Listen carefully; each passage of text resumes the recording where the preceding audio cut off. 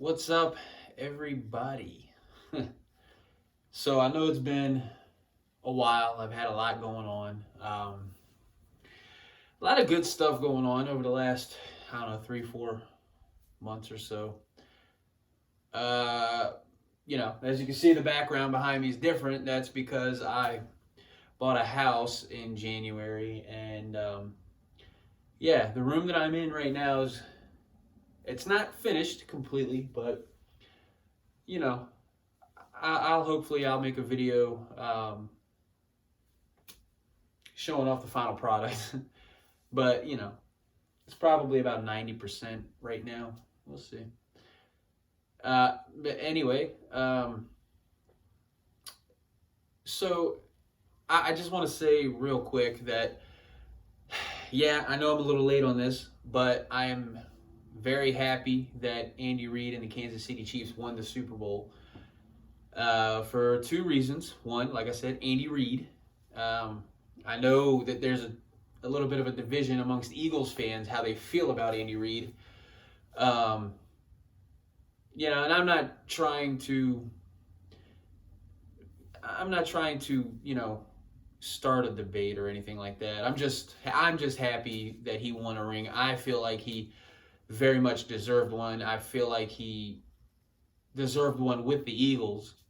But I'm also happy for Andy Reid because the way I look at it, because of his numerous accomplishments with the Eagles, I kind of view him as the greatest, or one of the greatest. I could say the greatest. For me, I could say the greatest coach in Eagles history. Of course, I know that would be debated because he didn't win the Super Bowl with the Eagles. But I'm not here for that debate. It's just my opinion. I feel like he very much so deserved one. Unfortunately, it wasn't with the Eagles. It was with the Chiefs. So it is what it is. I'm happy for Andy Reid, man. Very happy for him. Another reason I'm very happy that the Kansas City Chiefs won the Super Bowl is because my best friend is a lifelong Kansas City Chiefs fan. He's not from Kansas City. He just, when he started watching football, he was a big Marcus Allen fan, and he happened to be on the Chiefs at the time, and that was all it really took for him. So, he's still a big time Kansas City Chiefs fan, man. So, I'm happy for him. So I've always been kind of hoping to see a Chiefs-Eagles Super Bowl because of my friend, but hasn't happened yet. Hopefully one day it will, but in the meantime, congratulations, Kansas City, and happy for my friend, man. Two of the big moves that the Eagles, in my opinion, the two biggest moves this offseason is, one, Malcolm Jenkins. He's gone. He's going back to New Orleans. So we'll see how that plays out. So that's going to be a big loss on defense, especially from a leadership standpoint. He did post a nice kind of long letter to the Eagles fans after he left, and it was pretty nice. I mean, I have all the respect in the world for Malcolm. I wish him luck, but if we cross paths, Eagles and Saints, it is what it is, man. Go Birds. But with that, we also make the trade with the Detroit Lions. We bring in Darius Slay. There was a lot of rumors throughout the season, and about that trade happening.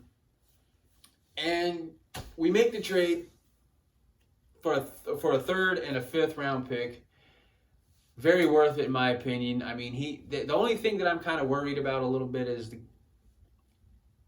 and it's not a big worry. It's just something that's kind of in my mind a little bit. So, Jim Schwartz, I'm just kind of worried how he will use Darius Slay. Darius Slay is the kind of cornerback that could get in a any receiver's face and play with him. Man to man, he's one of the best cornerbacks in the league. I'm not gonna say he's the best, but he's one of the best. I'm just kind of curious. And if I was Jim Schwartz, I'm like, okay, Darius, man, you're going to man up on the other team's top receiver the whole game. You're just going to stay on. You're going to be a shadow. Wherever he goes, you go. And he usually does a pretty good job. We will see. I don't want to see him playing 5, 6, 7 yards off the line of scrimmage like typical Jim Schwartz defense. I want to see him get in the receiver's face. Like, get in his face, right at the line of scrimmage. Bump him. We'll see. Anyway, all of that being said, man, I just wanted to say that we all know the situation in the world right now. The whole coronavirus pandemic thing, man. I just want to say, man, look, if you feel like this thing is a joke, or if it's not that serious or whatever, oh, well, the flu had this many deaths, but nobody, look, I get it. But that still doesn't mean that this is something to be taken lightly. This is way more contagious, highly more contagious than the flu, and apparently pretty much anything that myself am aware of. Might be wrong on that, but it's not something to be taken lightly. People are losing jobs over this because it's affecting the economy. The government's telling people to stay home. It's affecting businesses.